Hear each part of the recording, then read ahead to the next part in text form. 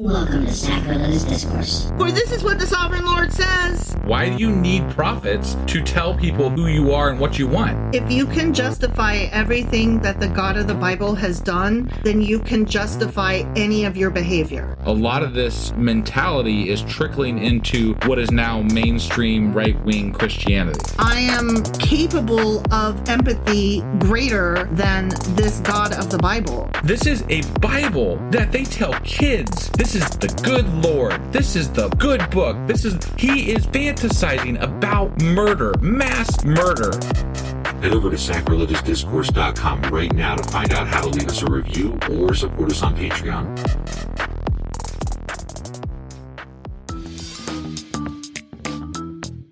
Hey there, sinners and saints. It's your favorite Bible-bashing duo from Sacrilegious Discourse, and we need your help. That's right, folks. We're raising funds for some heavenly equipment and a studio that doesn't sound like it's in the depths of hell. Our current setup, let's just say it's more apocalypse than audiophile. So if you want to hear us dissect the Bible without the background noise of demonic squirrels, chip in a few bucks. We're aiming for $5,000 to upgrade our audio and build a studio worthy of blasphemous banter. Donate today and help us spread the good word of atheism. You can find a link right on our homepage, sacrilegiousdiscourse.com. Every dollar counts. Even if it's from your collection plate. Husband! Wife! Do you know what we're doing today? Well, we're back on the regular Bible. Mm-hmm. Yeah, we recently read Zechariah Chapter 1. Correct. And so in that chapter, Zechariah was basically telling, it was a little bit like Ezekiel, sort of like he had visions, he had things. There were horns and horses. It wasn't quite as crazy yet, at least, but it was visions and weird shit, and he had some good drugs, maybe. It was head something. there. Yeah. Something was going on. There was an angel and explaining the horses to him. Right. Yeah. So interesting stuff. And apparently this Zechariah guy is going to be very influential in later books of the Bible, like the New Testament. Like Revelation in specific. Like that. So that's what we did last time. And today we're getting into Zechariah Chapter 2. Before we do that, though, I have another Patreon announcement. And what? I would like to thank Sam G. As our newest patron. Thank you, Sam. Yeah, no, it's incredible. Every time we get a new patron, we just can't thank you enough. It is the best feeling to know that people are out there and enjoy what we're doing, enjoy our work, and not only that, but show us that through support. Yes, Sam, thank you so much. Yeah. We really appreciate you. Definitely. We couldn't do this without you, and we wouldn't want to do this without you. That is true, 100%. Yeah. So if you are, and also Sam's going to be getting now our, special episodes that we do, which we just did one the other day. And that was on AI Jesus. Yeah. So if you haven't heard about AI Jesus yet, you can go over to our Patreon. It's patreon.com/sacrilegious discourse and sign up to be a member. As low as $2 a month gets you access to our special episodes on Patreon. And then you too can learn how to chat with Jesus. Yeah, just like Sam. Or Moses. Yeah. So thank you again, Sam. We really do appreciate it. Yes, thank you. And with that being said, are you ready to get into Zechariah Chapter 2? Sure as fuck am. Let's do it. Okie dokie.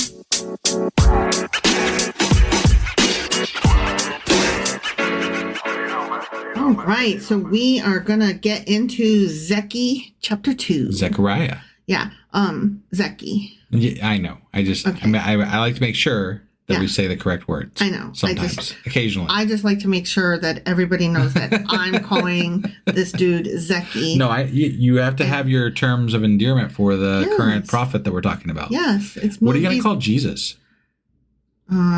I don't know. I'm not there yet. That's a different guy. J-Dog or something?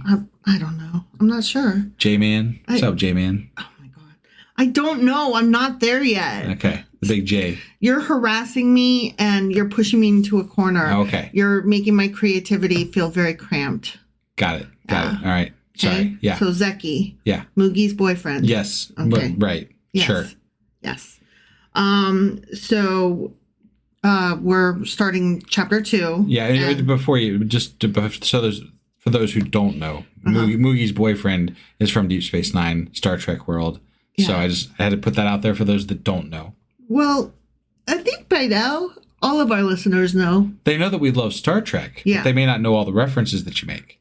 Oh, that's true. Yeah. That is true. Like, there's Star Trek fans out there that are just like Star Trek Next Generation or Star Trek the original or, you know. You're right. You're right. I'm sorry. I'm just saying, you know. I always assume that everybody has heard every single thing that I've said and retained it. So that's on me. That's only Brady. That is only Brady. Yeah. Facts. Right. Yeah. All right. Then. Yeah, then. I looked up. Did you? You did? Okay. And there before me was a man. You mean above you?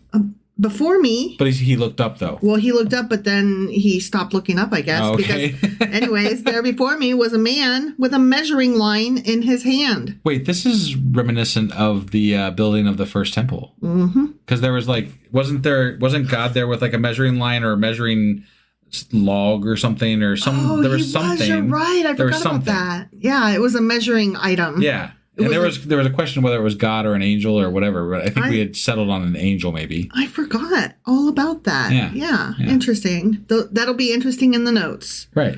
I asked, "We going?" And he answered me to measure Jerusalem to find out how wide and long it is. Wow, that's a fucking project. As you do. Jesus Christ. And he's got his little, measuring tape. Hey, darling, you want to go measure Dayton tonight? Yeah, bring your measuring tape. Your one measuring tape. Right. It won't take long. No. So when I was younger, I was in the Army and I was stationed with a unit that was stationed in Hawaii. Yeah. And so I lived on the island of Oahu. Right. And you could circle the entire island in like an hour or two. Like, I forget. That's what we did on Sunday mornings. You circled the island? Well, my then, at the time, boyfriend had a motorcycle. And so, we would circle the Sunday morning ride around the island. I mean, what the motorcycle, ocean, Hawaii? Yeah. I mean, come on. Yeah. I mean, it was gorgeous. It was fun. Right. He would get annoyed because I would fall asleep because... On the motorcycle? Oh, it was so comfortable. Oh my God. Yeah, and I would just be a dead weight. I wouldn't be asleep, just like I would start to like doze. Oh my. Yeah. And he would get really mad. Well, I don't blame him, kind of, because like if you fell asleep, which I could happen. You could have fucking fallen off the goddamn motorcycle. I could have. Yeah. I don't know why I told that story, other than that we did go around a city and it was a whole island. Right. And even that small, I would not want to do with only a measuring tape. No. Okay. No, yeah. Yeah. So while the angel who was speaking to me was leaving, another angel came to meet him. Okay. So we got angels galore. Yeah, okay. All right. Angels just be falling out the sky. It's raining angels. Yeah, with measuring tapes. Yeah. They got measuring tapes. And so this other angel, he ran up and was like, he said to him, "Run! Tell that young man Jerusalem will be a city without walls because of the great number of people and animals in it." Oh, okay. And they won't have walls because there's too many people? And animals. You know how them giraffes be. They always stop those walls, That's always the problem. And I myself will be a wall of fire around it. A city with no walls. Okay. And animals and stuff. Got it. Declares the Lord. And I will be its glory within. Okay? So he's going to surround it with fire, which is him, but he's also going to be the glory within. Yeah. Okay. It's completely... The fire is a protectant for... This is very clear. What are you not understanding? But apparently there's too many people now. I don't fucking know. So some of them are going to get fucked, and they're going to be outside the fire ring, and they might not be safe. Ring of fire. I'm just, I mean, Johnny Cash. We need some Johnny Cash up in there. Yeah. All right. Come. I am. Flee from the land of the north, declares the Lord, for I have scattered, shattered, smothered, covered you to the four winds of the heavens. Oh, okay. Declares the Lord. Who did he scatter, smother, cover? The people. Which people? The Israelites. He had scattered them to the winds. Okay. All right. Come, Zion, escape, you who live in daughter Babylon, for this is what the Lord Almighty says. After the glorious one has sent me against the nations that have plundered you, for whoever touches you touches the apple of his eye. Hold on. After the glorious one, say that one more time. Oh my God. No, I'm trying to understand what was just said. After the glorious one has sent me against the nations that have plundered you. Okay. Who the fuck is the glorious one? God. But why is God saying? No, we're going back and forth, and it's hard. There's quotes, and I can't tell when God is speaking versus Zechariah. But just the way that that's phrased in general is weird, because it sounds like he's talking in first person as God, and yet he's saying the glorious one. Which I get it. He's talking about God, but like just sometimes the phrasing they use is like weird. Who the fuck is talking? Unless, what? Maybe it's the angel. Oh, the glorious one sent the angel out. Okay, because he was talking to angels. Yeah. That's what I was trying to figure out. That's the angel talking. No, you're right. Okay, we got this. Sorry. No, yeah. No, it took me a minute. No, okay. After the glorious one, God has sent me, the angel, against the nations that have plundered you, the Israelites. Got it. Right? Yeah. Okay. Got it clear now. Okay. For whoever touches you, the Israelites, touches the apple of his God's eye. Okay. You know, the apple of his eye is the Israelites. Sure. I'll be like, please get me out your eye. Apparently that was a phrase back then. Mm-hmm. Okay. I will surely raise my hand against them. I guess the angel. Or angels. There was two there. Angel of the Lord. Yeah. Angel of war. Who knows? Yeah. I will surely raise my hand against them so that their slaves will plunder them. Then you will know that the Lord Almighty has sent me. I mean, okay. So when their slaves kill them, you'll know that the angel was sent by God. I have to ask you, though, if you see an angel, who do you think sent that angel? Like, just generally speaking, like, wouldn't you be like, obviously you're of God, right? See, I was thinking LSD sent it. What? Acid trip. Oh, okay. Drugs. Okay. Fucking, I'm hallucinating. Okay, so you're hallucinating an angel, but don't you just automatically in your hallucination be like, yeah, angel came from God, that tracks. Like, you don't need people to rise up. You don't need other things. You're seeing a fucking angel. Keep in mind, though, we have almost 3,000 years worth of God. And angel imagery. Yeah, and angel imagery. And these people are still in the BCs. So, like, it's kind of a newer phenomenon for them. That is true. Maybe it's not as prevalent as we imagine it to be nowadays. Which is funny because they sure saw a fuck ton more angels than any of us ever have. Well, they didn't have HBO. Right. They didn't have Alanis Morissette. Right. Yeah, they didn't. They didn't have anything. They didn't have. They had to create their own entertainment, and if that meant their brain went a little, haywire to do it for them, maybe that's just the way things went. I don't know. It might have been really boring out there in the desert. I have no idea. Would not trade this day for that in any way whatsoever. I love the outdoors, so like But I'm a woman. Right. Yeah. No. I mean, fair point. Yeah. Yeah. No. That would not have been a good, time frame for you or any woman. No. So I'll stay here with the vaccines. Yeah. Yeah. Right. And at least the 50-50 that a rapist get what's coming to him. Do you think it's that good of a chance? Probably not, but I wanted to be hopeful. Sure. Ideally. Right. Yeah. At least we have rules that say that they should get punished. At least we can pretend and pursue it. We can go through the motions. Right, yeah. And at least, hypothetically speaking, like, his family ain't going to come, steal my land because I dare to report them. Or we don't, as a society, specifically endorse that. Raping. Right. Some small towns do, but because we do worry about, oh no, you're going to ruin that boy's life if you tell him the horrible thing you did. Yeah. Especially them little football towns. Right. They love their rapey boys. Yeah. Because it's not rape if he wants it. Right. Yeah. Right? Isn't that how it works? If you're in a little small football town. Something like that. Okay. Yeah. Okay. We got way off track here. We did. Okay. So anyways, I will surely raise my hand against them so that their slaves will plunder them. Then you will know that the Lord Almighty has sent me. That's the only way you can know that I'm an actual goddish angel. Otherwise, what would you think of me? Well, I think this is an interesting change of pace, too, because in the past, pretty much every action that was taken was God specifically doing it without help, as far as we knew. That's not to say that, maybe we could say angels might have been involved, but it was always God speaking through a prophet saying he was going to do the thing that was going to be done. But here we have angels saying that God is going to tell them to do the thing. Right. So we're specifically learning about delegation in the heavens right now. I mean, this is a how-to book on productivity now, Tim Ferriss's 4-hour day. This is a management chapter. Yeah.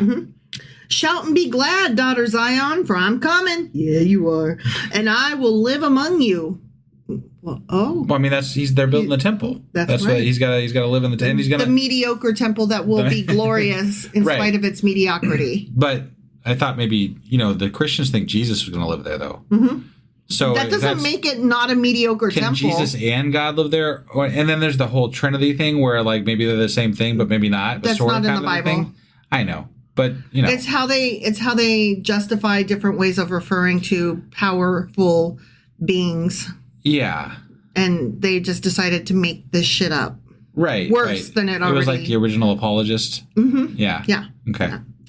All right. Many nations will be joined with the Lord in that day and will become my people. I will live among you, and you will know that the Lord Almighty has sent me to you. The Lord will inherit Judah as his portion in the Holy Land. Wait, inherit it? I thought it was already his. I thought it was too. I thought this was his this is his portion of land. If it's not, where the fuck's he been? What's he been doing? And whose is it? He created the fucking world, and yet he's going to inherit Judah. Yeah. And that makes him feel / seem really small. Small, puny God. Well, because we're talking about a time frame in the world where these gods were essentially regional gods. They were locals. They were not world gods. Right. Now, the legend is that he created the world, but that doesn't make him... That doesn't... But it also... It was a much more pluralistic God in Genesis than it is now. And also, the world meant their little plot of land. Right. Yeah. Like so the world as they knew it, not the actual world. Right. And they were very they recognized that there were other gods, and they acknowledged that the other gods were in charge of those other lands.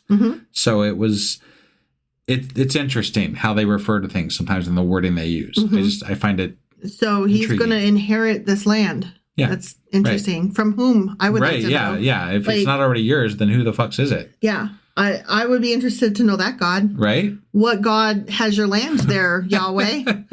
I mean, to me, that's the God that we all should be, if we're doing pretend worship here. Well, and where have you been hanging out? Like, where have you been if it wasn't yours already? Right? Like, what happened there? Yeah, it's been a few hundred years. Did you just go on vacation, tour the world, did a bit of a trip for 70 years and just kind of wandered around a bit? Maybe spent some time on the moon? I don't know. Walk the planet. Mars. Go to Mars. Yeah. Who knows? Venus. Penis.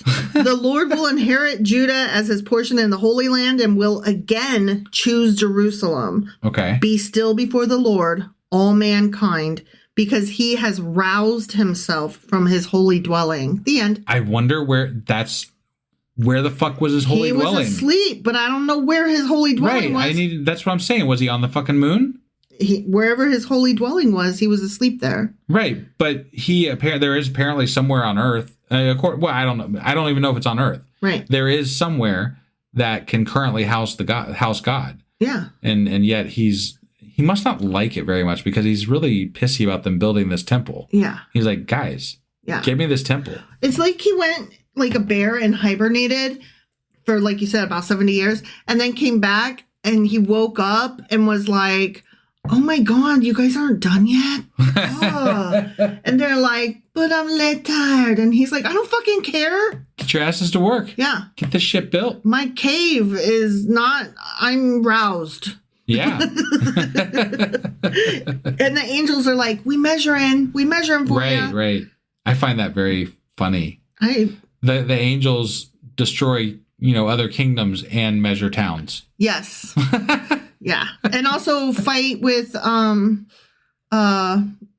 fucking people. I forget. Fucking people? Fucking people. Jacob. Was it Jacob? Oh. Yeah. Well, no, it was Esau and... Abraham? It was Esau. No. No? No. The wrestling match is what you're talking about. Yes. It wasn't Esau. It wasn't Abraham. I know that for sure. Okay, then if it wasn't him, it was Jacob. Okay. It might have been Jacob then. Yeah. Esau is Jacob's brother. Right. It was. And he's the hairy man. Right. Yeah. That's right. Okay. Or one of them's hairy. I forget which one. I think that's right, actually. Okay. Yeah. And you had that. I still remember you chanting "Hairy." The hairy man. The hairy man. Yes. Aww. I remember that. And you know what? I just recently read that the teacher that taught us that, Mr. Walker, he passed away. Aww. And I'm really sad because that is a teacher I would have looked up on Facebook and been like, can I have the words to that? And also thank you for all of your math teachery. Yeah. He was a cool guy. Yeah. Yeah. Anyway. Do you have anything else for us, or was that the end of Zechariah Chapter 2? That was all of Zechariah Chapter 2. Okay. Zecky out. All right. Well, we will endeavor to be back shortly with Zechariah Chapter 3. Yeah. And then we'll see you guys then. Yeah. Bye. Bye.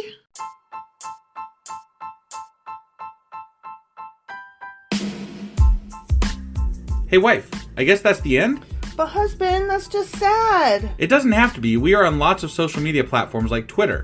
Our handle there is sacrilegious_D. For D's nuts. Oh my God. Stop doing that. Anyway, we're also on Facebook, Instagram, and Pinterest. There's a link to all of our social media sites at our website.